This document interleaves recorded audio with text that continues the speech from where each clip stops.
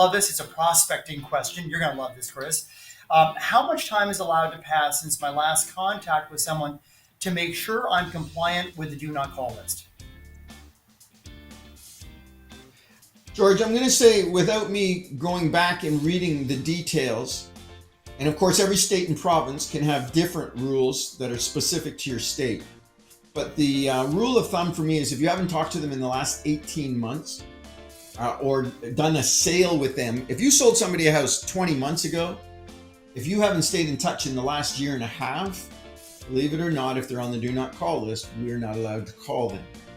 So what I would say, George, is I love the fact that you're looking at connecting with people, especially cold leads. We want to be compliant.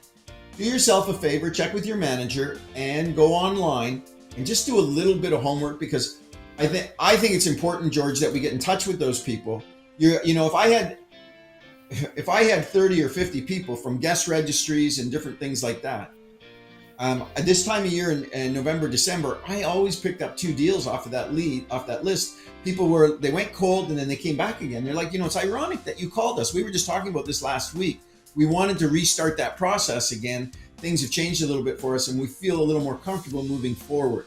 I'm just using that as an example. So George, I think that it's really important to go back to all the cold leads. I mean, what do you got left? What do you got to lose by having a conversation or contacting one of those leads and saying to them, hey, we talked about, 3 months ago, you're at one of my open houses. Just want to know if you guys bought a house. Oh, you haven't.